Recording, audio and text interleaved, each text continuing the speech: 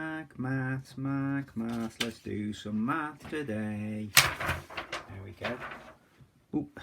Okay, so we're looking at vertical motion today. So it's still the Suvat equations actually. So I could have had that as my title, but we're actually throwing stones today. We're throwing stones vertically up, and they're dropping back down to earth. It's actually the same maths really. As you know from the last exercise when we're looking at deceleration, because that's what gravity does. It slows down those stones as they're flying up, but doing it vertically seems to make more sense. Okay, so to start off with, I just want to go through in this short lesson a couple of examples for you, but I want to look at the key points of throwing stones up in the air within this particular topic. And I want to start off by talking about gravity. So first of all, gravity.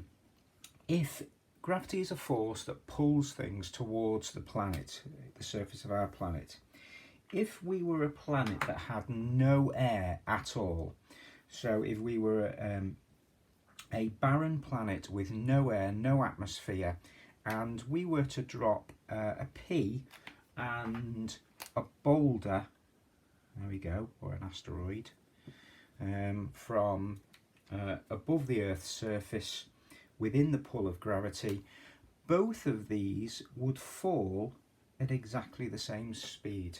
That pull would pull them down at about 9.8 meters per second. Okay, that is the acceleration. That's how much they would accelerate towards Earth. There is a terminal velocity, so they reach a certain speed and don't get any quicker, but effectively that is the speed that they're pulled towards our planet, so 9.8 meters per second squared. So every second they increase their speed, their velocity, by 9.8 meters per second. And they fall at exactly the same rate, acceleration, because there's nothing to slow them down. There's no air resistance to slow them down. But actually, in real life, we do have an atmosphere.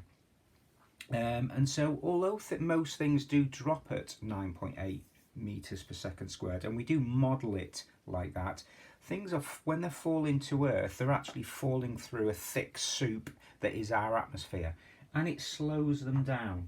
The more aerodynamic an object is, the less it's slowed down. If it was a feather, okay, so draw sort of a feather.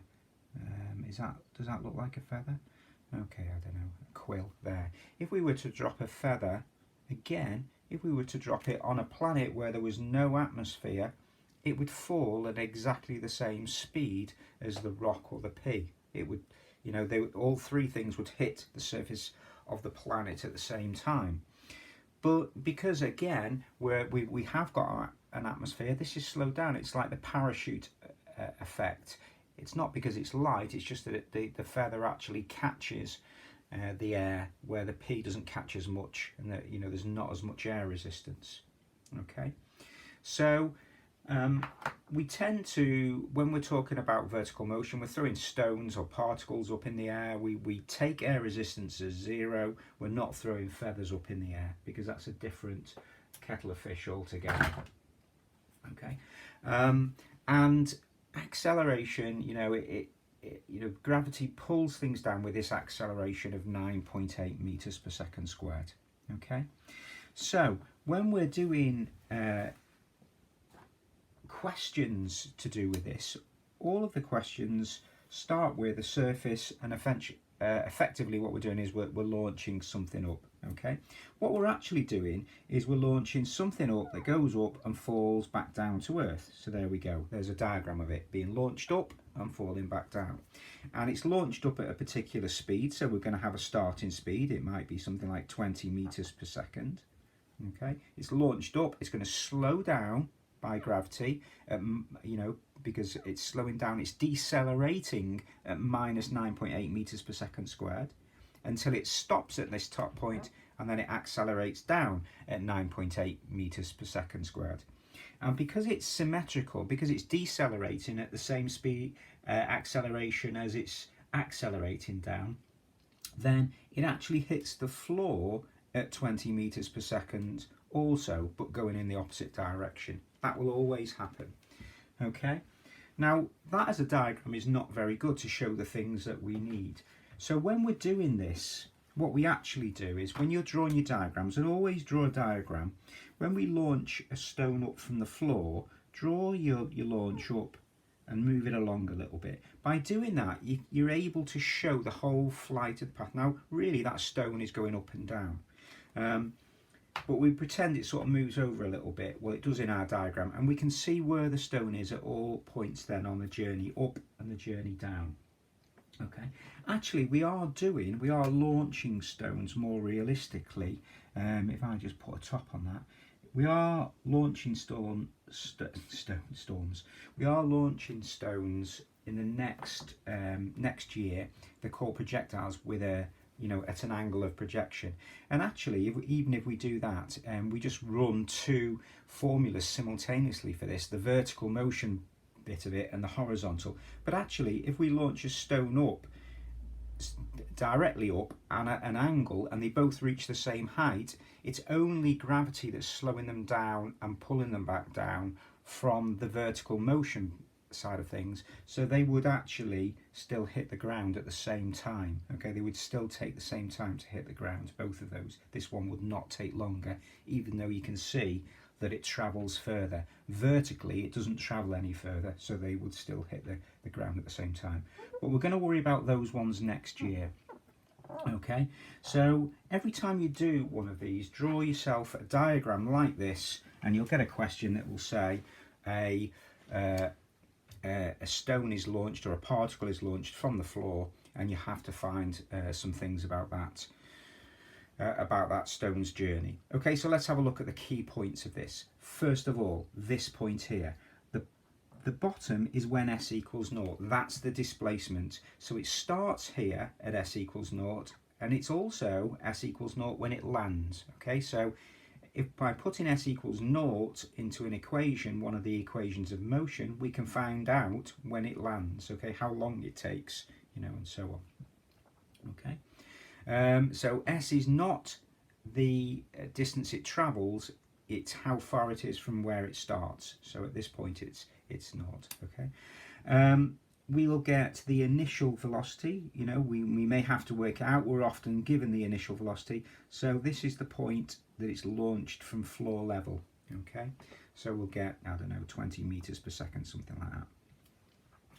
We're going to pick a direction. This is really, really important, and my suggestion to you is always pick up as positive. So up is a positive direction, and because they're always launched up, then this just goes in as a positive number. That means because gravity is a force slowing it down, gravity is acting that way, so we're going to put gravity in always then as minus 9.8 meters per second squared, because it's a deceleration in that direction.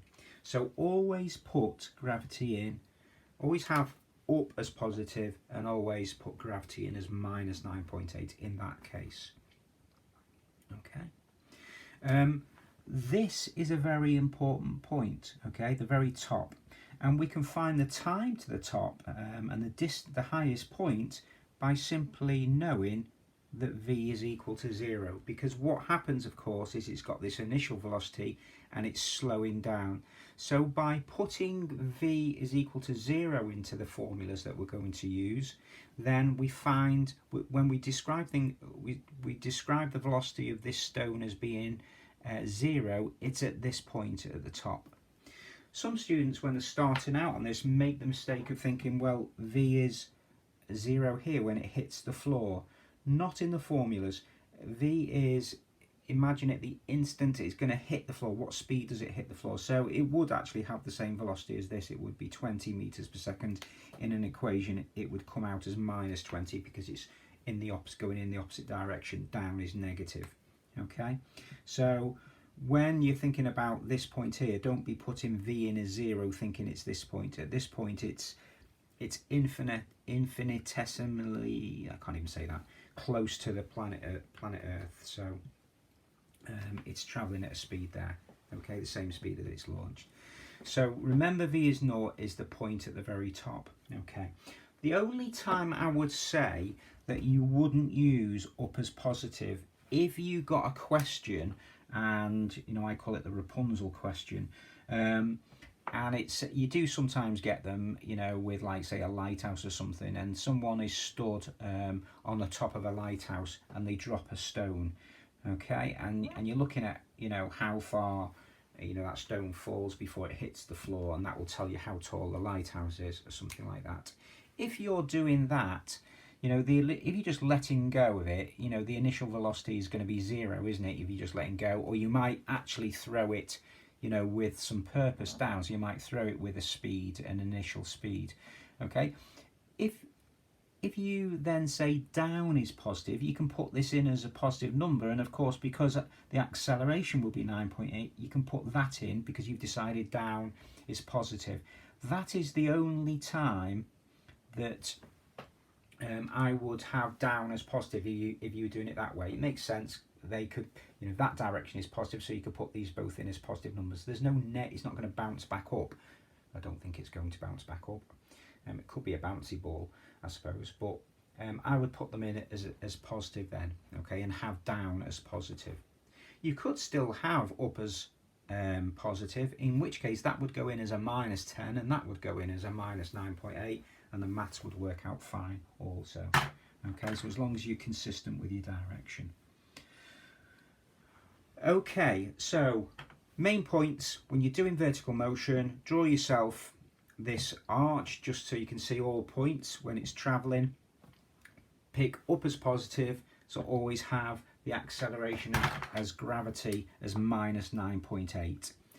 Remember, very important, v is 0 at the top, okay, and always draw a little arrow at the bottom of your journey to show what the initial velocity is. Okay, so let's have a look at a couple of very simple examples, and the examples I've made up myself, but they're all the ones from having lots of experience of doing these. And actually I've done 2 examples just showing you all the common problems that you get, or the common exam questions that you get whenever you get one of these questions. So let's have a look at question 1. I've got my calculator ready. It says a particle is launched vertically upwards with an initial velocity of 21 meters per second. Okay, so what you do is you draw your arch and up, and you draw your arrow, and Jack, don't be lazy, so get this in, 21 meters per second to the -1. Okay, put our gravity in, so that is A is equal to -9.8 meters per second squared. And that's all the information that we've got here now. Okay, so you only ever get those two things really: initial velocity and gravity, okay, which we know and we're given. Okay, so let's do the maths on this one. Okay, so let's do A. The highest point, they always ask you this, what is the highest point? They may ask you what is the time to the highest point, okay, but this time they've asked us what is the highest point. So this here is, we're after S, aren't we? If we wanted to find the time to that highest point, we just use v equals u plus at and put v in as 0. But we're going to go, okay, we know the velocity at that point, we know it's 0, so we've got the velocity, okay, we've got the initial velocity, we've got that, we've got the acceleration, okay, and it's just s that we need, okay. And if you look at those, if you remember, this is v squared equals u squared plus 2as, is that, okay.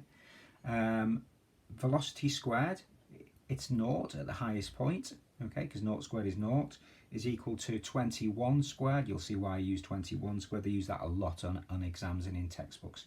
21 squared plus 2 times -9.8 times s. 2 times -9.8 is 19.6, or -19.6. 21 squared is 441, so we get that. Take that over to the other side, add 19.6 to both sides, 19.6s is equal to 441, and divide both sides by 19.6. You'll see why they use 21 squared now, because that divides nicely to give you 22.5 meters. Okay, so this stone will reach a height of 22.5 meters. Okay, Part B. Now, I didn't ask you to find the time. This is a quadratic, by the way, so you can just find the time. You can very quickly, you can go v equals u plus at, put that in as 0, that in as 21, that in as minus 9.8, and find the time to there, and double it, and you've got the time of flight. So you can just do that. But what I'm going to do to find the time of flight is what I normally do is the time of flight, we want it the position when it's 0 meters from where it started. So in other words, the time of flight is the time here when s is 0, that displacement is 0. So it's a purer way of doing it, plus a half a t squared. Okay, and this one here, okay, s equals ut plus a half a t squared. Get used to seeing this. Okay, we're going to put naught in there. U is 21t, okay, because we've got the initial velocity. Now this, a half of the acceleration, okay, so half of minus 9.8 is minus 4.9 t squared, and you just get into the habit of using the formula ut minus 4.9 t squared when you're talking about gravity, because it's always the same, isn't it? Gravity is always the same, so it's always minus 4.9 when you're doing these equations. Okay, this one, it is a quadratic, and we factorize it. Okay, and we factorize it by just taking out t, and we get 21 minus 4.9t. There it is, it's factorised. T is 0, okay, so it's at 0 from here when it starts at t is 0. Obviously, at time 0, it's there, okay? But also, so it gives us one value of t is equal to 0, we knew that, but also 21 minus 4.9t is equal to 0. That bracket could be equal to 0. So 4.9t is equal to 21, and 21 divided by 4.9. So 21 divided by 4.9 is equal to 30 over 7, so 4.3. Let's go. 4.3 seconds. Okay, so if we threw a stone up, we're ignoring air resistance. It wouldn't be far off 4.3 seconds if we launched it at 21 meters per second before it hits the ground again. And of course, about 2.15, if we'd put that into this equation, we would have got 2.15 here. For reaching the top. Okay, that's those two. And C I put in because that is a really common exam question. I've seen this lots of times. The time the particle is in the air above 10 meters. Okay, so if you, on our diagram, let's just say that this is 10 meters, so S is equal to 10. Okay, and we want the time it's in the air above that time. So in other words, the time from there to there. So what we do is we use S equals ut minus 4.9 t squared. I'm just using that, but I'm going straight in with a minus 4.9 t squared. And if you just put S is 10 into here, it's going to give you two positive times, a time here and a time here. And obviously, it's just the difference between those two times. It's above that. So let's just do that one. You'll always have to use the quadratic formula now because we've got a number in here. Minus 4.9 t squared. And what we're solving is 4.9 t squared minus 21t plus 10 is equal to 0. So that's taking that all over to the other side. So we're going to go minus 21, so t is going to be 21 plus or minus the square root of b squared, that's going to be 441 minus 21 squared, minus 4 times a times c, which is 10, all over 2a, and 2 lots of 49 is that. So just doing that very quickly for you now, I've got 21. I'm going to do plus the square root of 441 minus 4 times 4.9 times 10 all over 9.8. So I've just done the positive of that, press equals, and that's 3.7. So I've got t is equal to 3.74 seconds. Okay, and cancel, oh damn, sorry about that, 21, 21 minus the, you have to bear with me, we didn't have calculators as good as these when I was at school.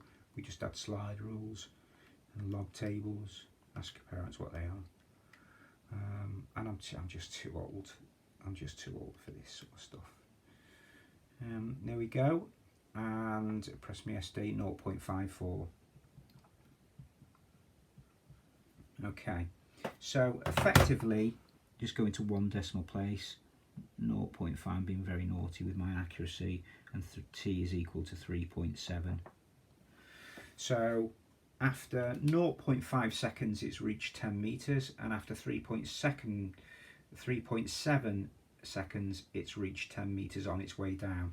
So it's in the air, so the time in air is going to be 3.7 take away 0.5, which is 3.2 seconds. And that is a very common question. Okay, so all of this is very common. I just did the basics. The time to the highest point, just remember what I said. Just use v equals u plus at. Put in v in as a naught, and that is 21 minus 9.8t. That does it. Okay, so rearranging that, 9.21 divided by 9.8, and it will give you 2.15, that, which is half of this here. But remember, key points, v is naught. Okay, now I've just done one more example for you. Okay, the only other thing that you really come across is this. Now, let me just rub that out for you. So the only other thing that you're going to come across is this question. I'll just put it there. I'll just make sure that's in shot. Yes, it is. So let me, to make it quicker for me, I use the same velocity going up. So effectively it's the same question, but this time I've launched it vertically upwards from the edge of a platform. So I know that if you're, because we're doing vertical motion, okay, you often get it, you know, them throwing stones off the edge of a cliff and it splashes into the water. That's effectively this question. Okay, so there's my platform, and there's the ground. So this is ground level. Okay, and what we're doing is we're launching it from the edge of a platform. So let's go for a different colour here. I'll go with brown. Okay, so imagine what they're saying is, they're saying it's going up and it's hitting bang there. Okay, so it's going past the point. Okay, and you often get these, throw them off a cliff, that sort of thing. U is equal to 21 meters per second to the minus 1. That's the initial velocity. Okay, we're picking a direction, so we're going minus 9.8 meters per second to the minus 2. Gravity is acting down that way. Okay, so the highest point reached above the ground, we're just going to put all of those in again. V squared equals u squared plus 2 AS, and we're going to take that point as at the top here, remember, as v is equal to 0. If you do that, you're going to get the same value of 22.5, but this is saying that the platform is 2 meters above the ground. Sorry, I didn't put that in there. We're launching it off a platform. So it says the highest point reached above the ground. So when you've done that, from there to there is 22.5 meters from the last question, isn't it? So just remember to add your 2 meters on, so 24. So A is going to be 24 meters, and that's from the last question. 22.5 add 2 is 24.5 meters. That's from the last question. Sorry about that, folks. The time of flight. Now this is different, isn't it? The time of flight. So let's do the time of flight. So the time of flight is the time it goes from there to here, isn't it? Because up is positive, what is this distance here? Well, this is a displacement when s is -2, isn't it? Because up is positive, that's 2 meters there. This is the point -2. So we want to find the time when s is -2. Okay, I'm just going to move that out, probably out of your sight for a moment. So we go s equals ut minus 4.9 t squared. Remember, I'm just shortening that. It's plus a half at squared, but half of a is minus 4.9. So I'm going straight for that. This time, I'm going to put s as -2 in. Okay, so I want to find the time when s is -2. The initial velocity is 21, so 21t minus 4.9 t squared. Move everything over to that side and we get 4.9 t squared minus 21t minus 2 is equal to 0. This is going to give us two values of t. Again, I'm going to go minus 21, 21 plus or minus the square root of 441 minus 4 times a times c, which is -2. So we've got minus and minus there, so all that's all going to be plus all over 2a, which is 9.8. Now what I'm going to do is, this is going to give me two values for t. It's actually going to give me a negative value for t. The negative value for t would be the time as if it had started from here and it had slowed down by 9.8 meters per second squared to reach 21 there. But a negative value of t, time back in the past, does not exist because we started t as 0 from here. So we only want the positive value of t for this, so we can ignore that minus. So we just want the positive value of t, so we're just doing 21 plus the square root of 441, and I know that that's all plus, so plus 4 times 4.9 times 2 is equal to that, and then we're going to divide that by 9.8, and that gives me 4.437, but I'm going to round it off to 4.4 seconds. Okay, so that means that the time of flight, it's 4.4 seconds when it hits here. If you remember, it was I can't remember what the time of flight was for the last one, but it was, you know, it was I think it was 4.3 seconds there, so just another 0.1 of a second to fly another 2 meters. So 4.4 seconds, and it hits the floor there. The velocity at which it strikes the ground as well, you go in v squared, so this is c, the velocity that it strikes the ground here. Well, it strikes the ground when s is equal to -2. So we want the velocity, we know the initial velocity. We're going to use this equation. So we're going to go v squared is equal to 21 squared. 2 times -9 is going to be minus 19.6 times -2. Okay, so 2 times the acceleration is minus 9.8. So we've got the v squared is equal to 21. Now we've got a minus times a minus here now, so that's going to be plus, and 19.6 times 2, 19.6 times 2. I obviously can work that out in my head, but I just wanted to show you that it is indeed 39.2. So 21 squared plus 441 is equal to v squared is equal to 480.2. Now when we square root that, we get plus or minus that, don't we? So square root of answer is equal to 21.9. And obviously it makes sense. The positive value of that is actually, it would have, if it had started from this point, it would have started at 21.9 meters per second, and in those 2 meters slowed down to 21 meters per second. This here is actually the negative value because it's going in this direction. So just be aware of that. You don't put that down as an answer because the velocity that it hits the floor is 21.9 meters per second. But it is in fact the negative part of that, okay, because that indicates the direction. Okay, and that sort of covers really all of the common questions that you would get with vertical motion. Okay, remember your V is naught, absolutely key. Okay, you will absolutely need that. Okay, time of flight, use S equals ut plus a half at squared, put in S as 0 for it to get back down to Earth. But if you're on a platform, okay, and you're starting from above the ground, okay, if you're starting from below the ground, from ground level, and it's hitting a platform, I don't think I've seen a question like that.